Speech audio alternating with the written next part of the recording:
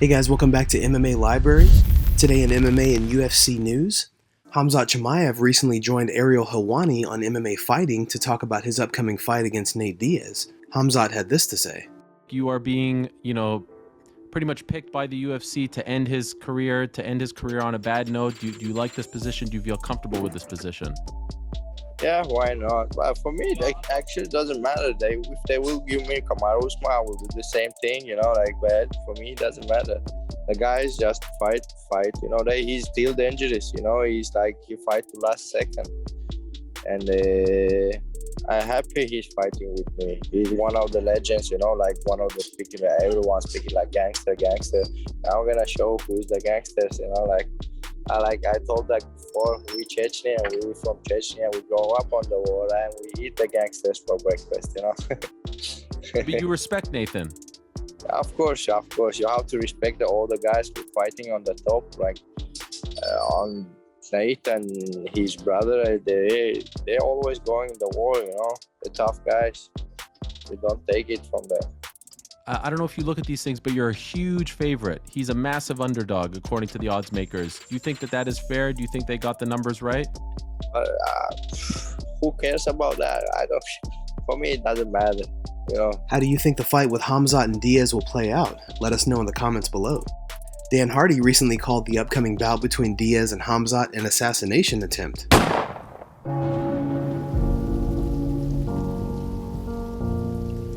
Here's the clip. It just feels like we're getting to the point where someone should start thinking about pressing charges. It doesn't feel like a fair fight. It feels like a very, very cruel thing to do to someone that is a legitimate legend. Because they've spoken out against the organization, they're going to get executed live on TV. That's kind of how it feels. And it makes me feel uncomfortable to think that that's the way it's going to go down. I desperately hope that Nate at least comes through it all right. But after watching what Khamzat did to Reese McKee and to John Phillips, yes, of course, Nate's got good jiu-jitsu. But there comes a point where jiu-jitsu is nullified by good wrestling. It happened in the early days of the UFC, and it would happen against Nate if it hits the floor. I think he gets nullified, and I think he gets beaten up horrendously from the top position. I think it's going to be uncomfortable to watch, and I think it's going to leave the UFC in a very, very bad light. And I just hope Nate comes through it all right, because I think he's got good opportunities outside the UFC. It's just a shame that they're going to do this assassination attempt on him before he leaves. Aleksander Rakic and Jimi Manuwa have had bad blood ever since Rakic knocked Jimi out in the first round of their fight in 2019. Aleksander recently shared a video explaining how he was sucker punched by Jimi Manuwa at UFC London, and Jimi has since responded to share his side of the story. The fight is the fight, and we all win and lose, which is part of it. When you try to talk months after the fight on Twitter, like every one of the keyboard warriors, I promised you I would slap you when I see you. I saw you last night, how dare you think I wouldn't? Jimi then posted a screenshot of a conversation that happened between him and Rakic last year. Jimi Manuwa tweeted, "One fight I want back is Aleksander Rakic." Rakic replied, "I'm still sitting on that win bonus I got from knocking you out. Do you need any money?" Jimi Manuwa then replied to Rakic, tweeting, "Sometimes you need luck, and it was with you that night. Just make sure it's with you when I see you. Keep that same energy." Aleksander Rakic replied to this re-upload of a conversation by Jimi Manuwa from last year, tweeting, "Where was the energy when I was in front of you? You had to wait until I had my back to you and still didn't manage to do the job. As I said, happy retirement." What do you guys think about this whole altercation? Let us know in the comments below. In a recent interview, Nathaniel Wood had this to say about his win over Charles Rosa at UFC London and why he has decided to move up a weight class. Here's the clip. Yeah, I'm buzzing, mate. I'm buzzing to be back, and I'm obviously very happy that I've got to move up to a weight class which I believe that I should be in, and I've got to show people that that's where I belong. I had a lot of doubters in there saying I'm too small.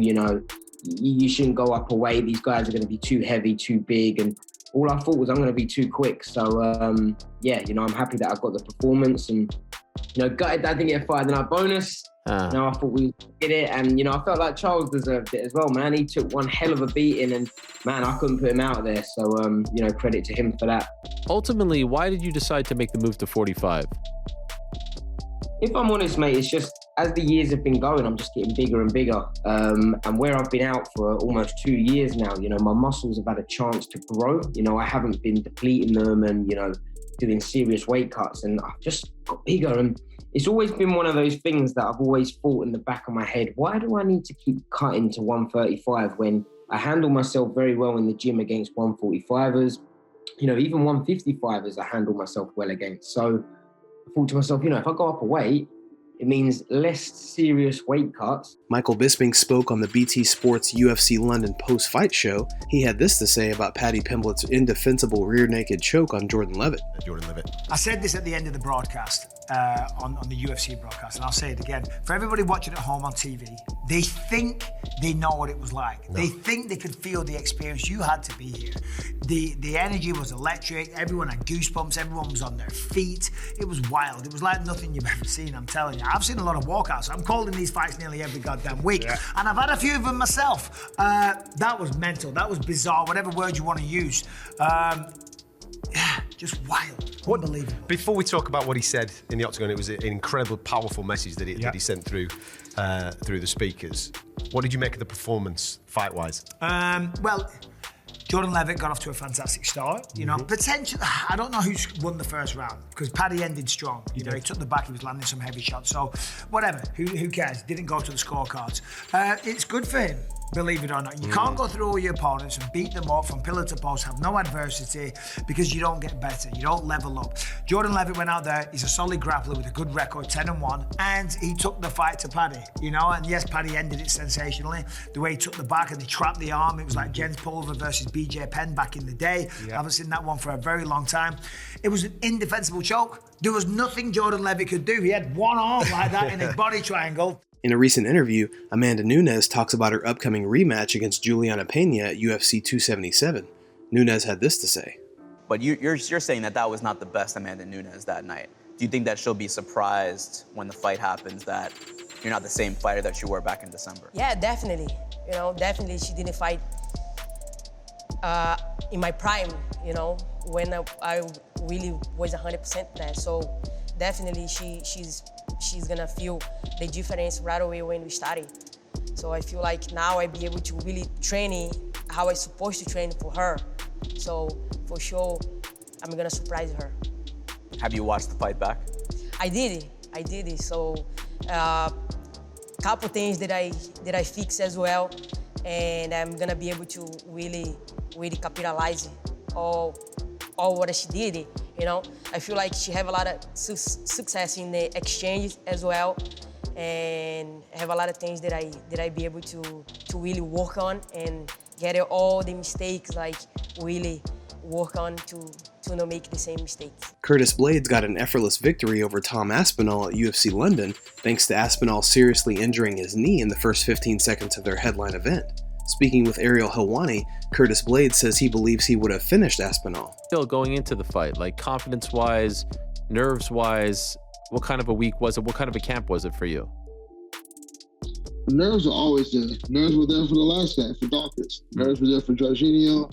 Nerves are always there. It's a fight. You know, obviously, after what just happened this weekend, you never know what's going to happen. Right. So, nerves were there, but I felt confident. I always do. I feel like I have the best footwork in the division. I feel like Aspinall, he is very athletic, he is very fast, but I'm also, I think people underrate my own speed and my own athleticism. I am a big guy, but I'm fast on my feet, and I felt like I'm matched up with him extremely well. And plus, just being heavier, I knew if I got on top of him, obviously he is a black belt in jiu-jitsu. I knew he'd have a few counters on the ground, but I felt confident that I could take him down at will and impose my will. I was envisioning a finish. What do you guys think would have happened in the fight if it went on as planned? Let us know in the comments.